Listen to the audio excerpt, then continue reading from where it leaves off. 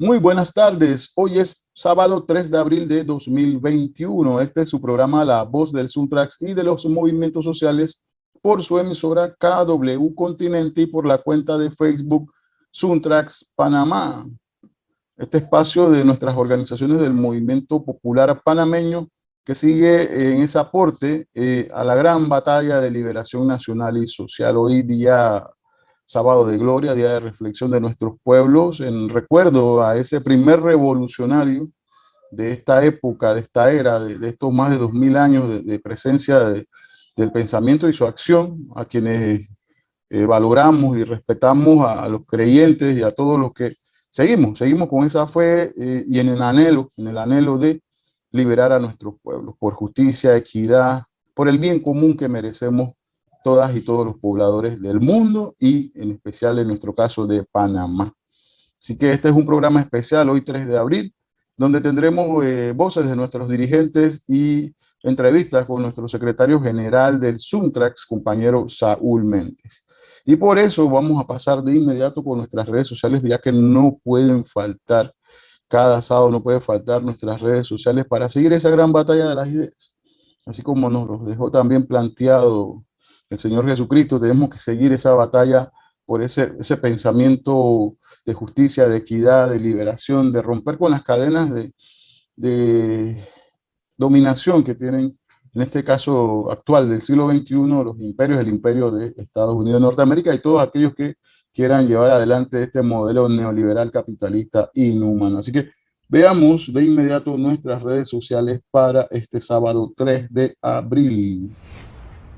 En Facebook tenemos Movimientos Sociales de Panamá, Frenadeso Panamá, La Voz de Frenadeso, FAT Panamá, Suntrax Panamá, Mocona FB, UCP Club Panamá, Frente Estudiantil Revolucionario 29 de noviembre y CONUSI, la Confederación, nuestra central sindical, también en Facebook. En Instagram tenemos @frenadeso, @suntrax10, @moconafb, @fatpanamá y @conusi_20 también. Conusi _20. En Twitter tenemos @frenadeso, @suntrax2, @suntrax1, disculpen, @frenadeso2, @mocono, @fatpanamá, @conusi, @panamá UCP y @fer29 nacional. Y nuestras páginas web que no pueden faltar: www.frenadesonoticias.org y www.suntraxpanamá.com.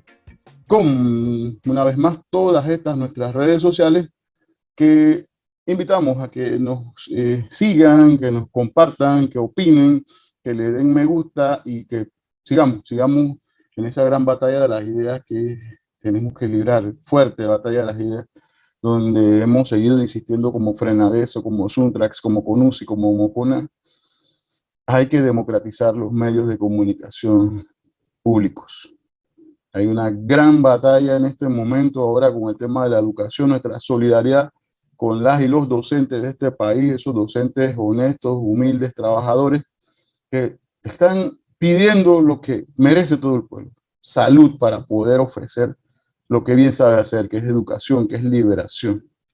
Y lo decimos en este momento brevemente por ese ataque que tienen nuestras compañeras y compañeros de los distintos gremios docentes, en específico a los compañeros de la SOPROF, nuestra solidaridad, a los compañeros de la AEBE también, las compañeras de la AEBE, de AECHI, los compañeros de SINTE también. En fin, a todos los educadores y las educadoras que estén agremiados y los que no, que están siendo atacados por llamados periodistas y figuras de medios de comunicación que por seguir la línea del empresariado explotador, y siempre aclaramos, el que no esté en esa condición de explotador no se sienta aludido ni aludida, pero el que sí está en eso es contra ustedes, los empresarios explotadores. Entonces estas figuras de medios están atacando a nuestros docentes, cuando lo único que piden son las condiciones adecuadas, porque sí, importante y fundamental es la educación, claro que sí, pero también la vida, y sin vida no hay educación. Así como se ha hecho con los trabajadores, la solidaridad también con las comunidades y todo lo que ha estado pasando con el tema de la pandemia, también tenemos que decirlo: sin vida no hay educación. Y nuestros docentes lo que están pidiendo es eso, garantizarle la vida. Así que de inmediato pasamos al programa de la tarde de hoy. con las entrevistas que ha realizado nuestro compañero Irving Pinzón. Y pasamos de inmediato con el compañero Irving, quien tiene a los compañeros Carlos Pacheco y Giselle Córdoba. Carlos Pacheco del Movimiento Comunal Nacional Federico Brito de su juventud y Giselle Córdoba del Frente Estudiantil Revolucionario 29 de noviembre, hablándonos sobre diversos temas y aterrizan en el tema de la caja del Seguro Social. Adelante. Así es, Radio Escucha. Buenas tardes a los que nos escuchan por KW Continente y los que nos ven de la plataforma de Facebook por Zoom Tracks Panamá. En esta ocasión con los compañeros Carlos Pacheco y la compañera Giselle Córdoba. Compañero Carlos pertenece a la organización Mocona FB, Movimiento Comunal Federico Brito, y la compañera Giselle a el FER 29. Movimiento Estudiantil FRE 29. Compañeros, la idea es poder aquí en este espacio aterrizar un poco la coyuntura nacional respecto a los jóvenes, ¿no? Ya que no hemos sido tomados en cuenta en pandemia, al contrario, se dieron algunas políticas en detrimento de los jóvenes. En este caso, el compañero Pacheco, ¿cómo ves desde el movimiento comunal el tema de la juventud en medio de esta pandemia? Y actualmente probablemente también podríamos hablar o hacer énfasis en el tema del diálogo del yo con yo, donde no hemos sido representados y ustedes nos han acompañado en un sinnúmero de actividades que hemos venido realizando. Sí, buenas tardes, compañero. Bueno, primero que nada, darle las gracias a Dios también por habernos permitido el día de hoy conversar un tema que es bastante delicado, un tema que de verdad que a todo el pueblo panameño nos interesa y tenemos que darle una estocada a esto, ya que esto se está agravando más que todo. Bueno, a la pregunta que usted dice, compañero, la juventud ha venido en decadencia, siempre no se le toma en cuenta en nada, compañero, en nada, porque lamentablemente pareciera que los gobiernos, gobierno tras gobierno, siempre no le interesa que la juventud siga, ¿cómo le explico? Siga teniendo participación en todo lo que tenga que ver en la coyuntura política de nuestro país, ya que para ellos no le conviene. Primero que nada porque ellos son los que quieren siempre estar diciendo lo que se tiene que hacer. Hablamos de los políticos corruptos tradicionales, desde los empresarios explotadores. En medio de esta pandemia se ha venido agravando una situación que ya venía arrastrando de hace mucho tiempo atrás, donde el pueblo ha venido sufriendo de falta de oportunidad de parte del, como le explicaba, de los gobiernos. Han dejado en el olvido a los jóvenes, ya sea en educación, trabajo, y aparte de eso, vemos que no hay un alto desempleo y en los jóvenes son los que están sufriendo más que todo esta situación. Tú acabas de mencionar algo importante ahí, Pacheco, y quiero hacer énfasis en eso, porque definitivamente el índice de desempleo ha venido en crecimiento. Sin embargo, no vemos políticas públicas dirigidas a poder cambiar la situación de la misma con políticas públicas de empleo para los jóvenes, para el pueblo panameño que está pasando por situaciones complejas. Sí, podemos ver que esto se ha venido agravando de hace mucho rato y entonces los jóvenes estamos siendo excluidos y tenemos, como usted ya decía, no hay una política de trabajo, un trabajo digno, como se puede decir, para los jóvenes. Podemos ver que hay profesionales que están en la informalidad lamentablemente por falta de oportunidad de trabajo. Y entonces esto ha llevado en decadencia a la familia panameña, ya que podemos ver de que la mayoría de los jóvenes de 18 a 35 años están desempleados, no hay una política seria de trabajo. Podemos ver que también los jóvenes también son padres de familias, jóvenes y mujeres, madres de familias que están desempleadas y entonces tienen que trabajar en la informalidad y lamentablemente podemos ver de que no pueden pagar una cuota a la Caja del Seguro Social y podemos ver de que eso va agravándose cada día más. Entonces, como usted preguntaba también sobre cómo podemos ver nosotros los jóvenes en este diálogo de la Caja del Seguro Social, del diálogo yo con yo, como se ha llamado desde el principio, es un diálogo que está favoreciendo más que todo a las empresas privadas, a los corruptos, empresarios explotadores y los diputados que se quieren, los políticos tradicionales que se quieren adueñar y robarse la plata de la Caja del Seguro Social. Porque, como lo han venido haciendo, Pacheco. Pacheco. Como lo han venido haciendo año tras año.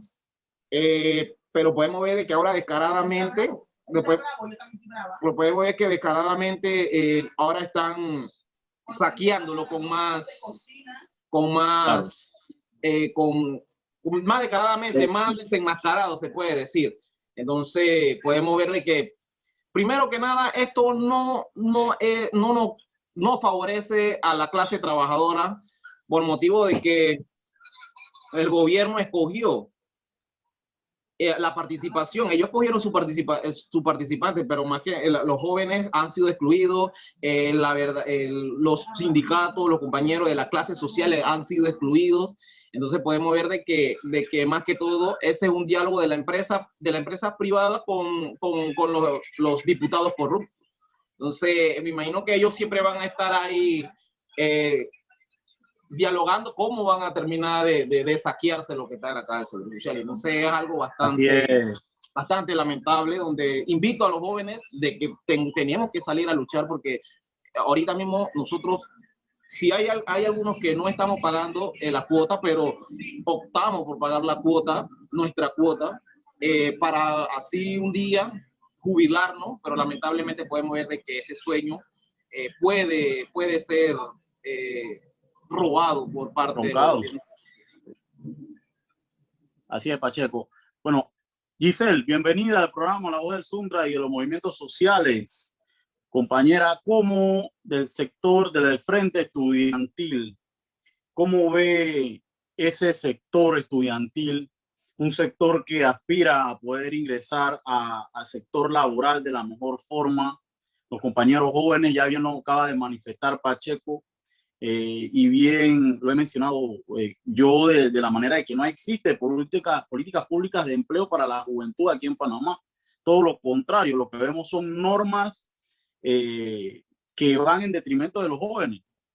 Incluso, bien lo menciona el compañero Pacheco, en medio del diálogo del yo con yo, donde vemos a un representante, entre comillas, de la juventud, que en realidad sabemos que es un banquero y que representa son a las grandes cadenas bancarias, a las grandes élites bancarias del país.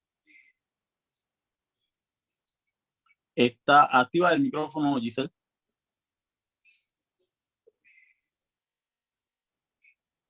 Si quitas el auricular, o no se escucha.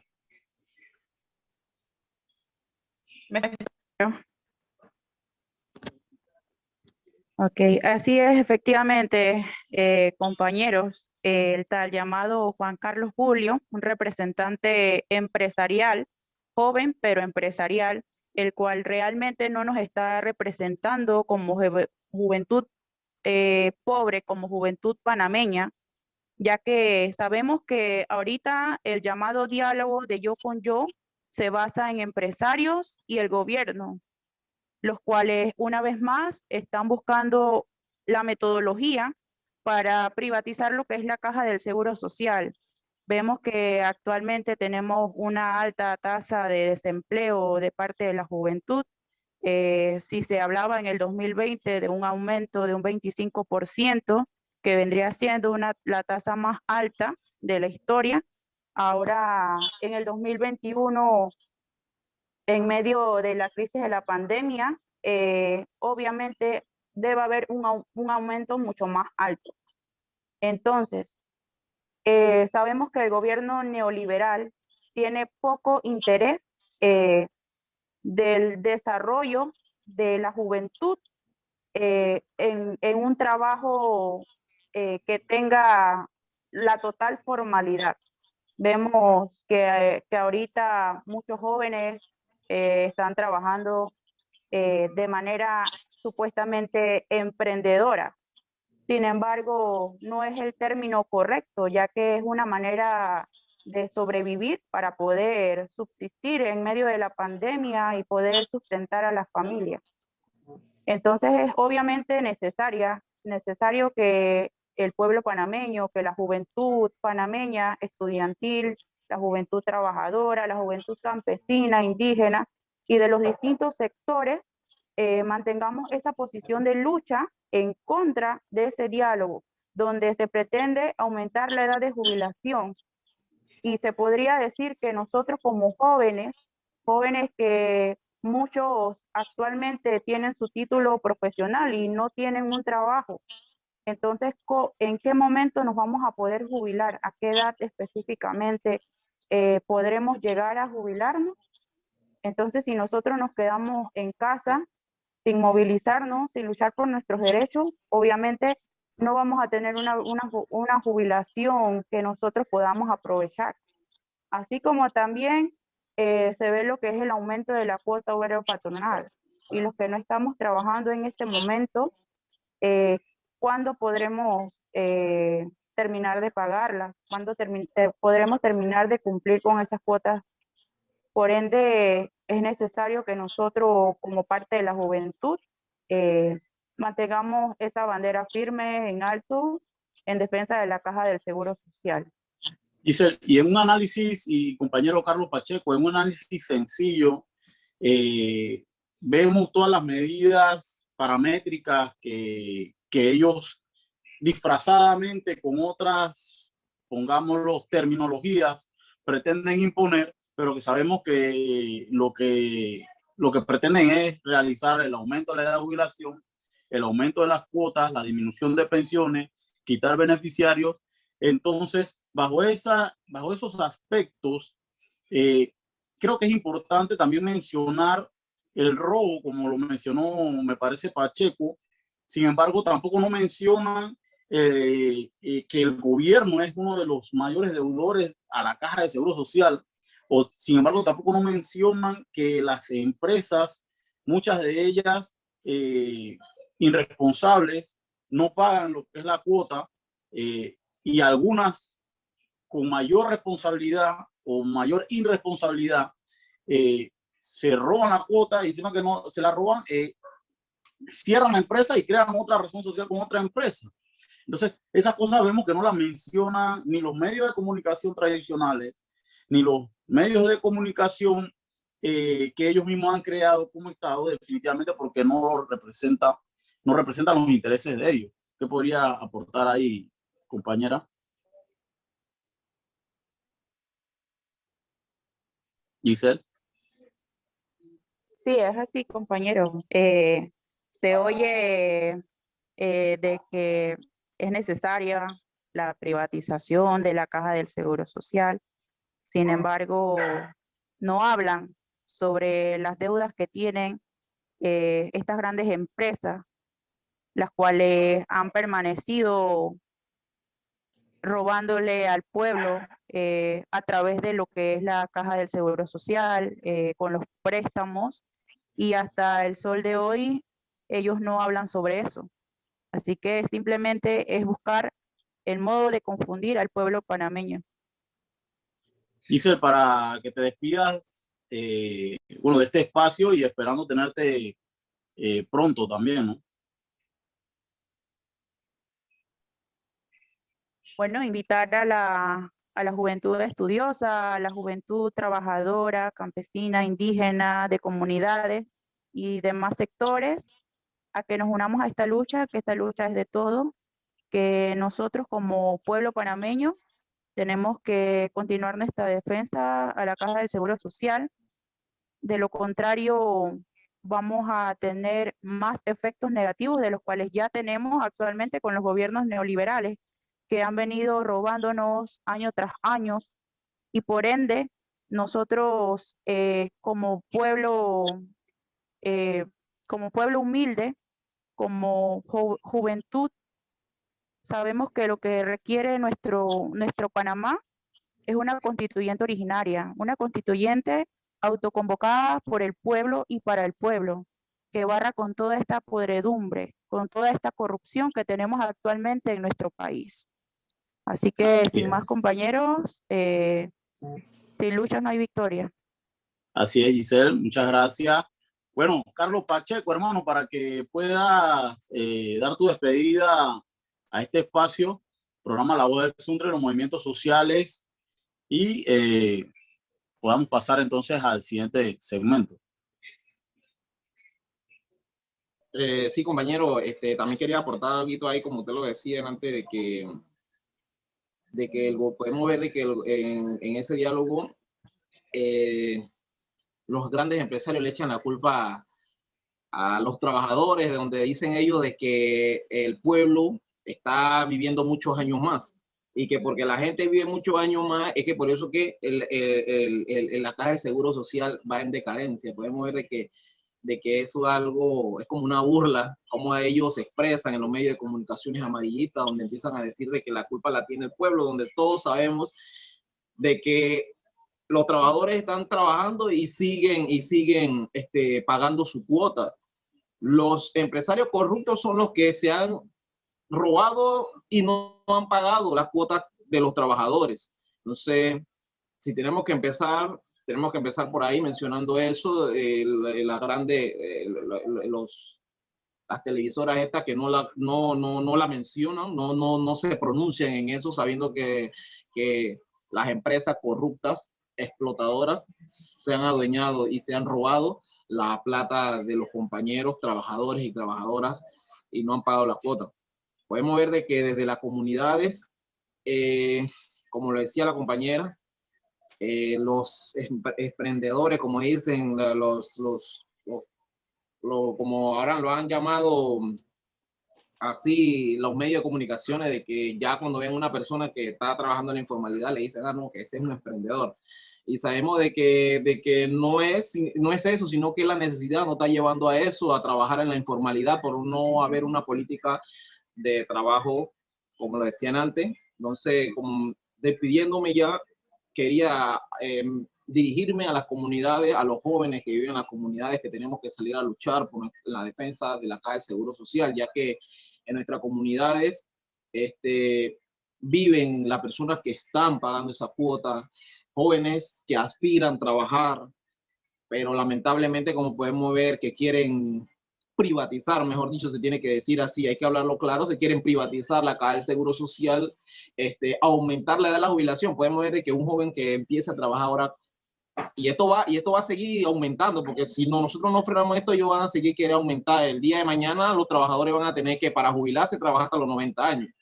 Entonces podemos ver que un joven ahora, si no sale a la defensa de la Caja del Seguro Social, el día de mañana, cuando llegue su jubilación, 90 años, va a seguir trabajando, lamentablemente. Entonces, tenemos que, desde la comunidad, hacer la fuerza en las calles, junto a las organizaciones de luchas sociales, en defensa de la Caja del Seguro Social. Así que, compañeros y compañeras, esta es mi pequeña palabra, y despido, compañero. En defensa de la seguridad social, en defensa de una vivienda digna, en defensa de una educación prudente, responsable, como se merece los estudiantes, se merece la juventud en Panamá, ¿no? Definitivamente. Gracias, compañeros, gracias, Giselle, gracias, Carlos, por este espacio. Son bienvenidos las veces que quieran a este programa La Voz del Suntra, los movimientos sociales. Así que muchas gracias.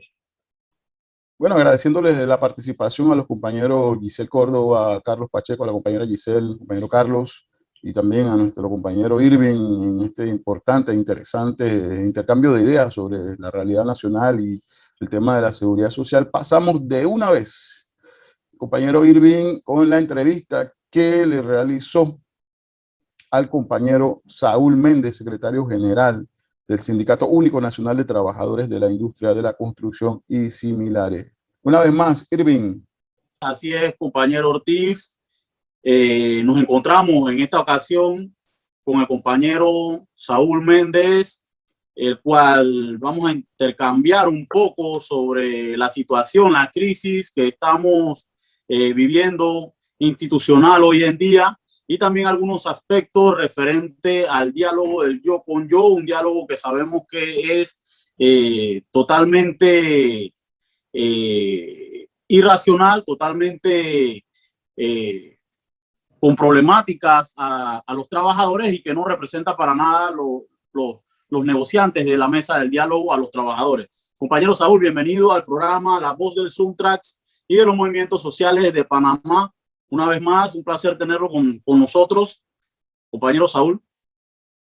Sí, buenas tardes, Irving, Ronaldo, al equipo que labora en estos momentos en la emisora y a quienes nos van a ver por las redes sociales. Así es, compañero. Iniciamos. Bueno, definitivamente tenemos una problemática en el país. Cada semana hay un escándalo distinto.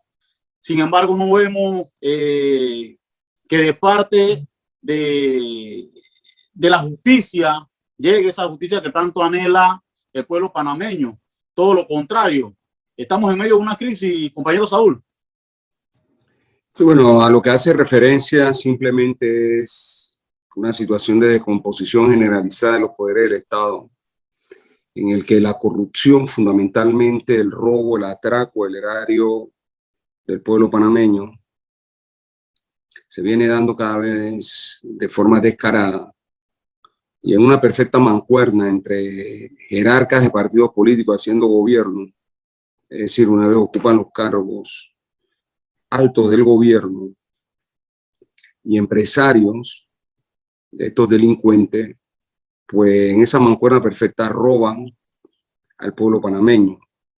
Y desgraciadamente, esta situación repetida una y otra vez en las distintas administraciones, por lo menos en los últimos 31 años, finalmente no pasan de los escándalos mediáticos, porque cuando analizamos el problema de la institucionalidad en el país, nos damos cuenta que la corrupción tiene varias aristas. Está la legal, es decir, la forma de robar legalmente al pueblo, entre comillas, es legal.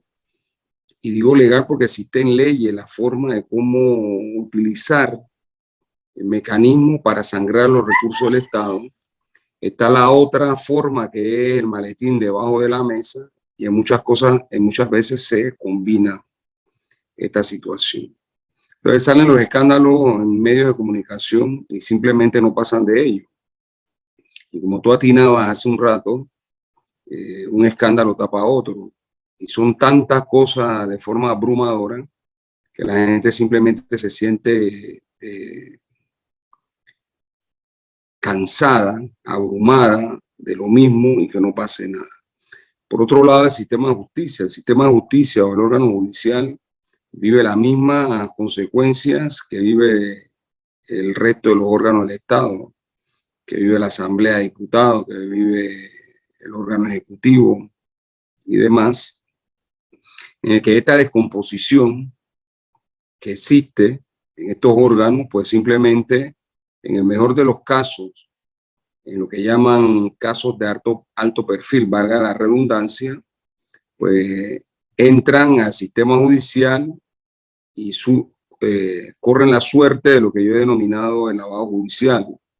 ¿Qué es eso? El lavado judicial es como el lavado de dinero, de activos, que utiliza como modalidad el narcotráfico. Es decir, entran allí los casos y finalmente al que están juzgando consigue una resolución que lo condena no culpable, o no lo condena más bien, o lo declara no culpable, es el término correcto, y entonces finalmente se quedan con lo robado, nadie más puede volverlo a juzgar, y finalmente corre la suerte ya indicada del lavado judicial que hemos quizás atrevidamente acuñado. Entonces, esto es simplemente un Estado fallido en el que los poderes corroídos, económicos y utilizando los políticos, no responden al pueblo ante semejante situación. Y ello, hay cálculos que están por encima de los 10.000 millones de dólares de los robos en los últimos años, con lo cual nos podríamos dar idea de cuántas cosas se pueden haber resuelto para la población panameña con esa cantidad de recursos.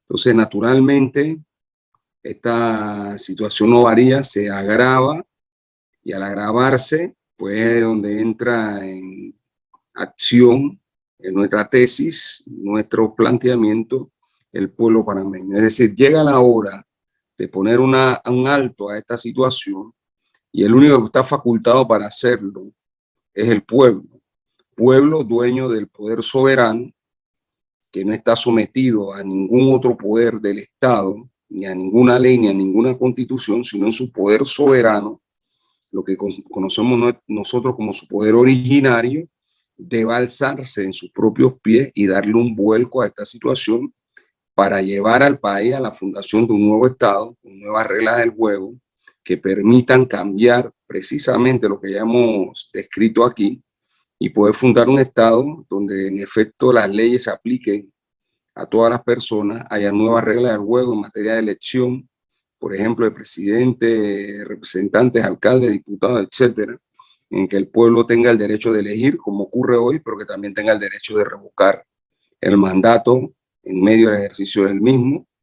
Nosotros hablamos de 3 causas, pueden ser más: por mentirosos, es decir, mentir en la campaña y no hacer nada; por corruptos, eso también debe ser causal de revocatoria de mandato; o simplemente por incapacidad. Habrán quienes de alguna manera acceden a estos puestos de poder y simplemente son incapaces de poder generar políticas públicas en función de las necesidades fundamentales de la población.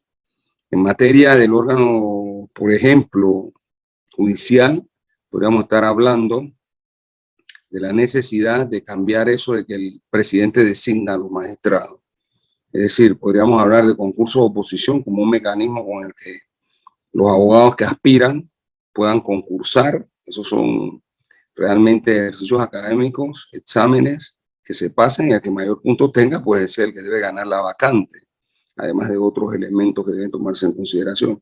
O elección, también hay en otros países se eligen los jueces y magistrados, fiscales y demás. Eso también puede ser objeto de otra forma distinta en el que se pueda ver. Y en el caso del legislativo, esa situación malsana que hay allí, en función de que presupuestos que manejan, la forma en que negocian recursos del Estado en el presupuesto general, eso debe acabarse, esos privilegios deben acabarse, los salarios de la alta burocracia estatal deben regularse de manera tal que no puedan ser más de 5 salarios mínimos, por ejemplo, que es lo que obligan, que es con lo que obligan a la población a sobrevivir en este país. Elementos como el desarrollo en materia de seguridad alimentaria y soberanía alimentaria, eso debe contemplarse en el nuevo orden constitucional, y así una serie de elementos que deben llevarnos a tener certeza del castigo, por un lado, pero a equilibrar la sociedad en función del desarrollo económico, en equilibrio con el ambiente, pero además de ello, entonces, una mejor distribución de la riqueza entre quienes la trabajan. Eso significa entre todos los que trabajamos para que el país pueda crecer de forma dinámica, como ocurre hasta hoy, pero que la distribución es pésima. Así que son elementos que podrían verse en la Constitución para barrer la podredumbre que agobia en estos momentos a la sociedad en su conjunto. Usted acaba de plantear un tema sumamente importante, que es la soberanía alimentaria. Definitivamente, promesas de campañas inconclusas, donde definitivamente la soberanía alimentaria, vemos como en estos días marchaba en caravana a los arroceros porque el gobierno le debe millones de dólares, y así sucesivamente. Sabemos que en otros rubros, en el sector alimenticio también. Entonces, son puntos sumamente importantes a tocar, compañero. Sí, bueno, en materia del sector primario de la economía, entiéndase entonces la agricultura y con ello la agroindustria, pues simplemente aquí el modelo económico neoliberal ha desmontado la capacidad productiva del país. Y eso ha sido así con mayor fuerza en los últimos 40 años. Allá en la década de los 50, en el Producto Interno Bruto, este rubro del sector primario de la economía representaba más del 40% del Producto Interno Bruto. Hoy representa menos del 1.5%. Y eso es profesamente, porque eso se hace con la intención de que los grandes capitales puedan importar.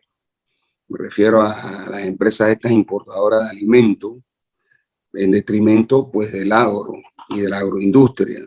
Y eso permite que estas grandes cadenas de supermercados, dueños de supermercados, de empresas importadoras de alimentos, sean las que traigan productos de fuera del país, incluso flexibilizando las medidas zoo y fitosanitarias en detrimento de la salud del pueblo panameño. Ahora, ¿qué vimos de las protestas? En las protestas se demanda el pago de una serie de subsidios que el Estado debe a los productores.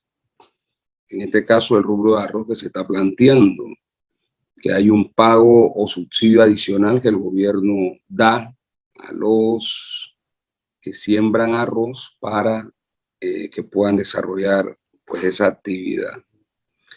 ¿Qué significa eso? Eso significa que las políticas dirigidas por el Estado hacia el sector agrícola simplemente lo llevaron a la quiebra. Y al llevarlo a la quiebra lo hacen incompetente en función de poder ser sostenido el desarrollo de la actividad. Y como eso pasa en otros rubros, como hemos dicho.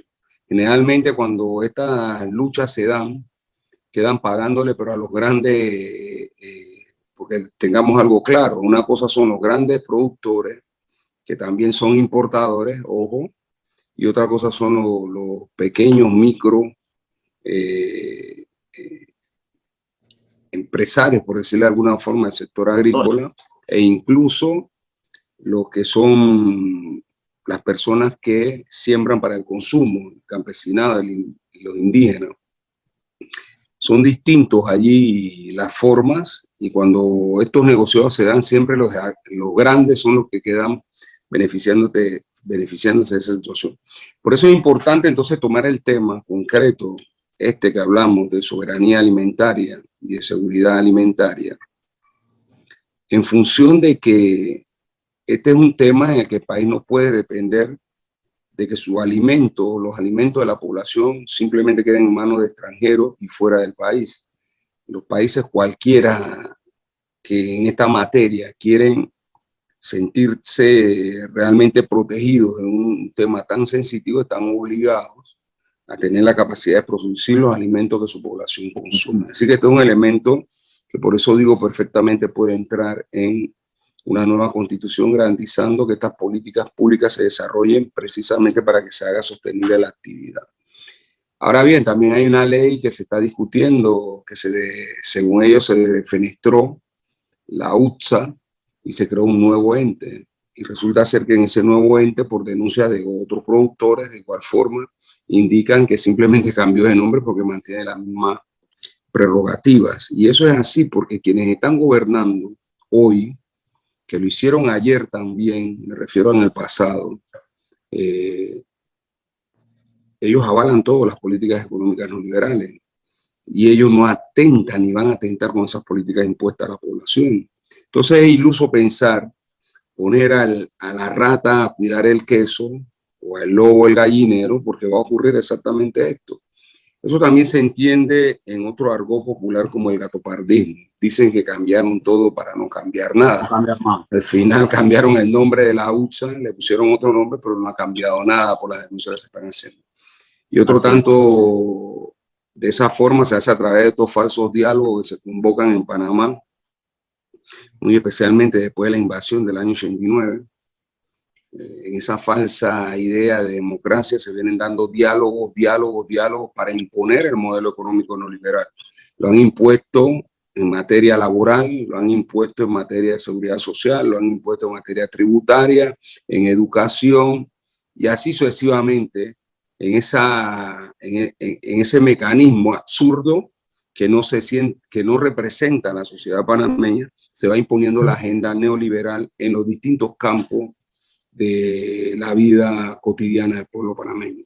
En esa misma vía, compañero Saúl y Radio Escuchas, no podemos terminar la entrevista sin antes tocar el tema del diálogo que se está discutiendo en el Parlatino, el diálogo que nosotros hemos denominado el diálogo del yo con yo. Usted bien lo ha manifestado, donde han venido realizando una serie de diálogos donde después pretenden decir que hay consenso. Sin embargo, sabemos que en estos momentos el pueblo panameño, el pueblo humilde, honesto y trabajador, no está de acuerdo con ese diálogo que se está llevando a cabo. Para que nos toque un poco sobre el tema, sabiendo que CONUSI ha estado realizando gran cantidad de piqueteos frente al Parlatino, incluso han sido reprimidos los compañeros, hemos sido reprimidos porque yo he estado ahí también. Sin embargo, vemos que a tambor batiente pretenden imponer, como solamente el PRD también y los otros partidos políticos saben hacerlo. Sí, bueno, yo hablaba de este tema de diálogos, etcétera. Se han tomado iniciativas, además de una veintena de estos diálogos en el transcurso de la invasión aquí. Han pasado 31 años. Y siempre la misma tónica, ¿no? La tónica de querer decirle al pueblo que estos diálogos es el consenso de la sociedad para imponer lo que está ocurriendo. Creo que antes de entrar a los diálogos propiamente dicho, debo explicarle a la población que nos escucha y a los que nos van a ver que este problema se puede medir de forma sencilla.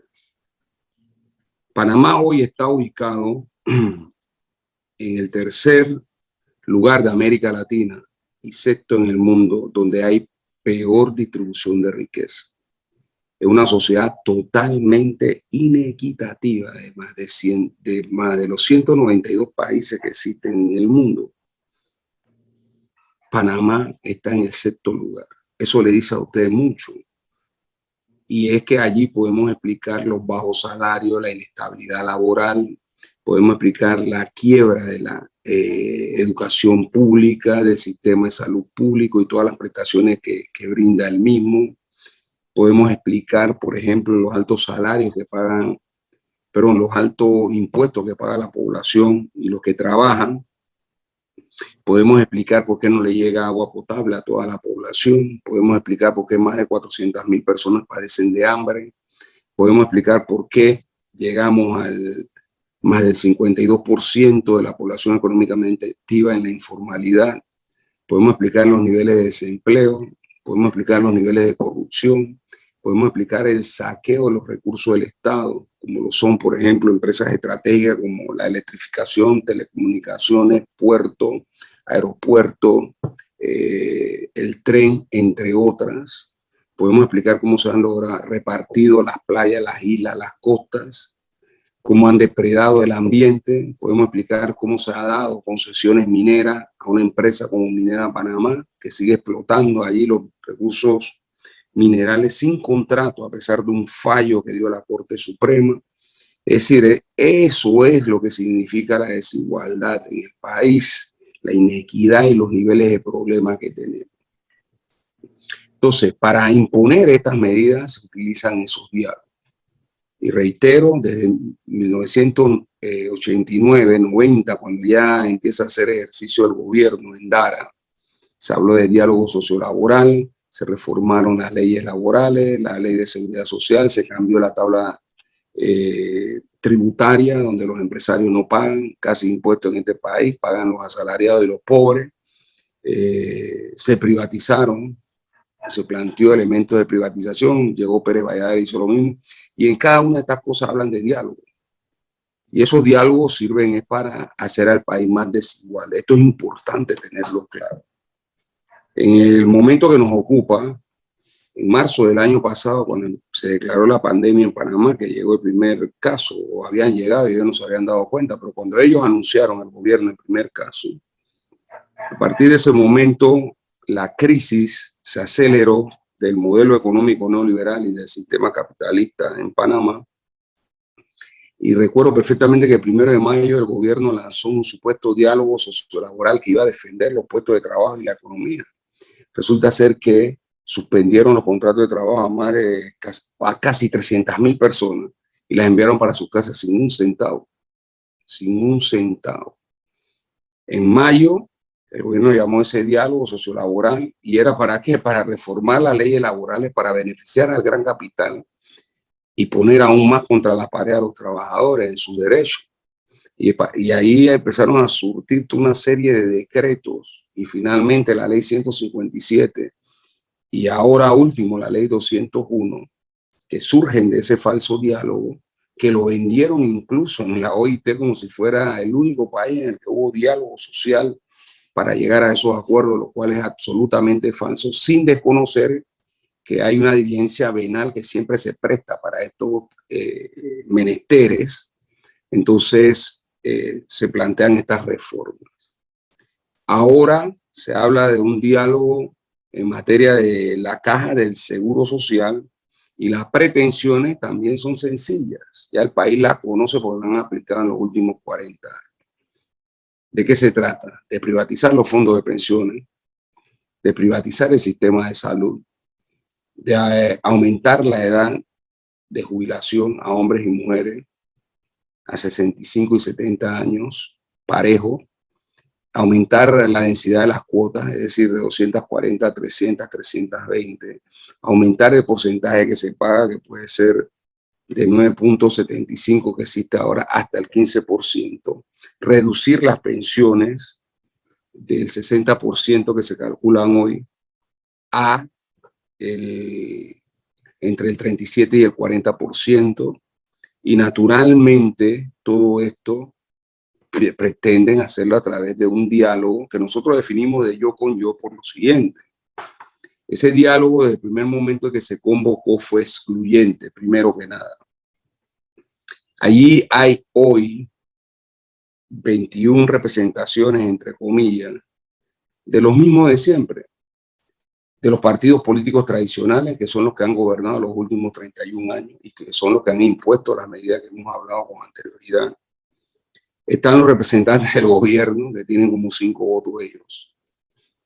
Están los representantes de la falsa llamada independientes, incluso de un grupo inventado de jóvenes banqueros que son los que representan a todos los jóvenes del país. Y desgraciadamente incluso hasta gremios de trabajadores que laboran en el sector público y en especial en la salud, que están allí haciendo el juego a la imposición de la que estamos hablando.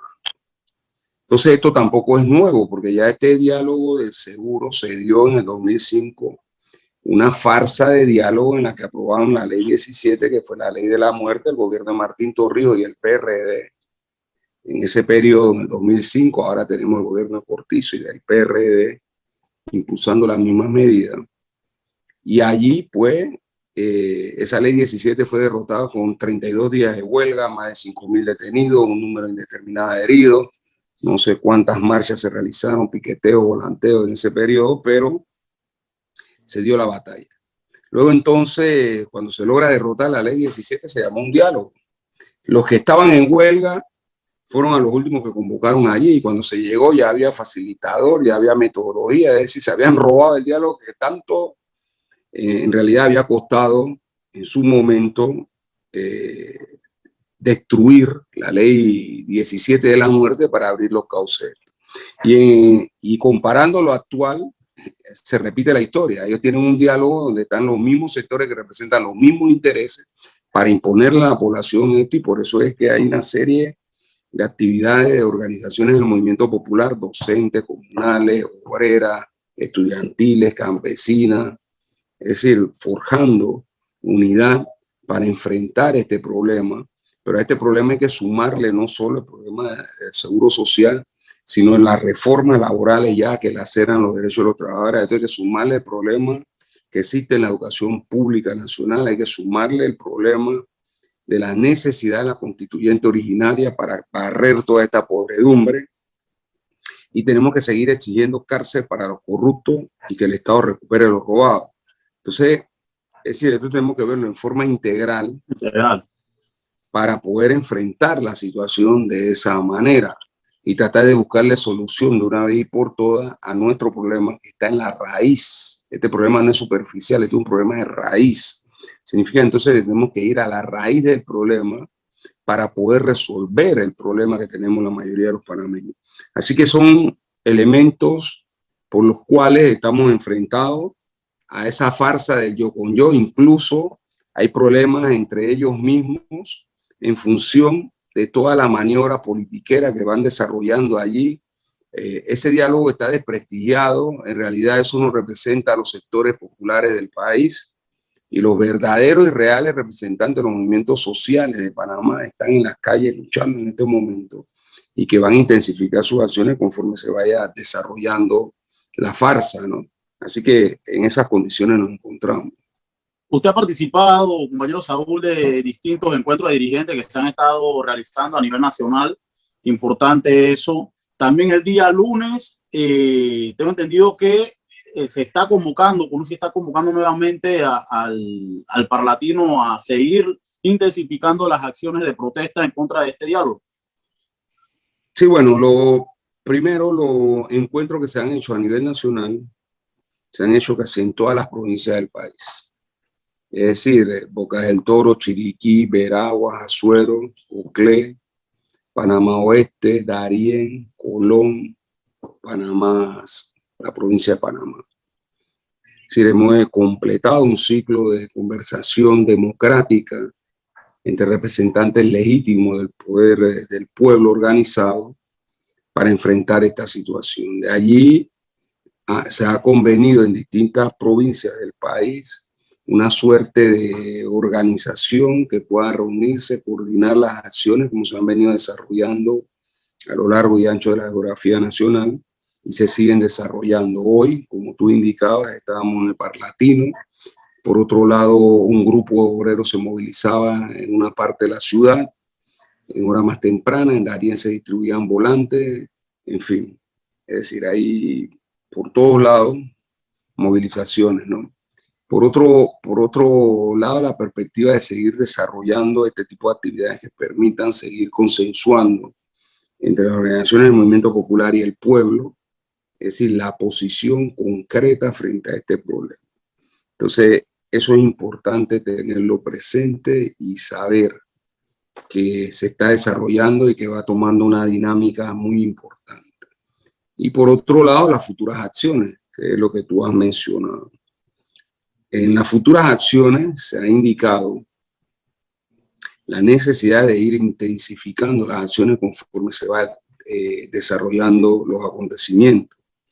Esta es una coyuntura que va a abarcar quizás lo que resta del año. El gobierno habló de un diálogo del Seguro Social de 6 meses, lo llamó el 18 de enero, hasta hoy.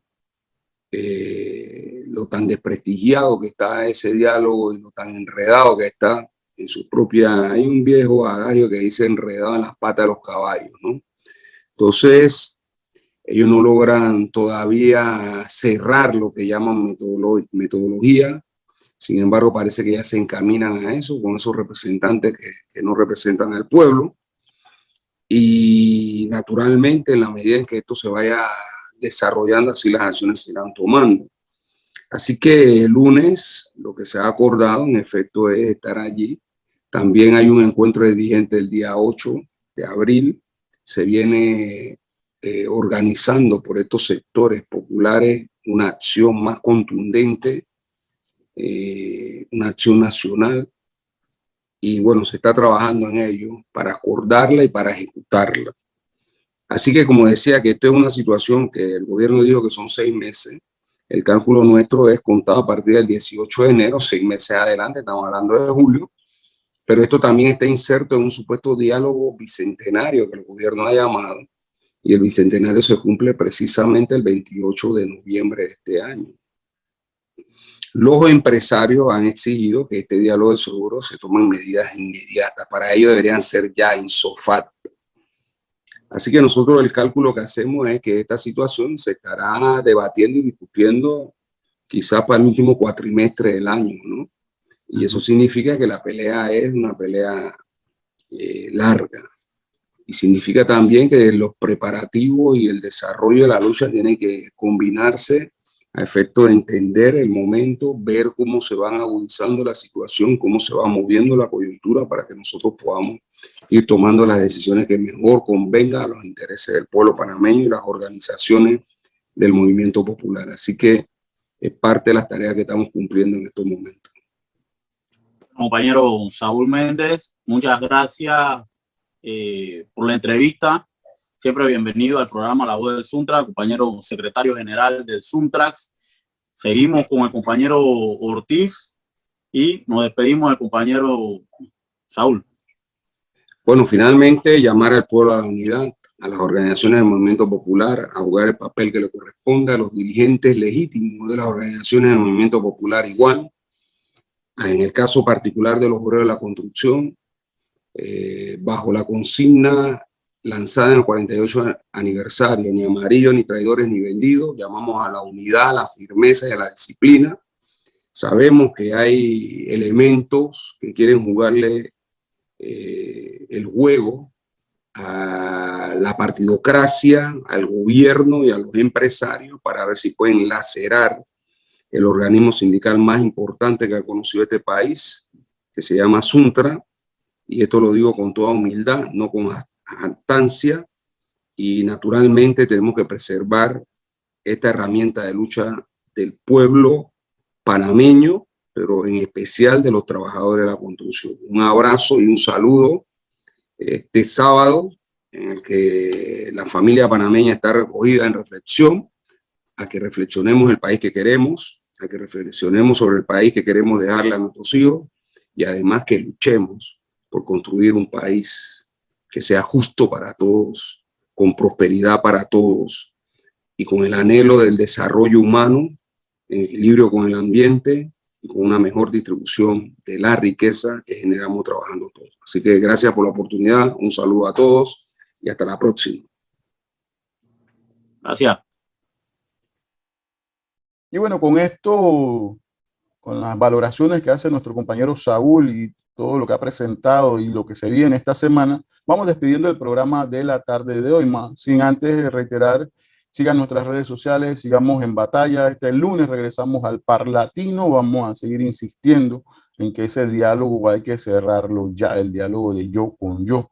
Y el 8 de abril, desde ya avisamos, hay Encuentro Nacional de Dirigentes Sindicales y del Movimiento Popular. Así que las y los invitamos a seguir las cuentas y las redes sociales de las organizaciones del Movimiento Popular panameño. Ya con esto nos despedimos este sábado 3 de abril y nos vemos y escuchamos el próximo sábado. Sin luchas no hay victorias, la pelea es peleando. Muy buenas tardes.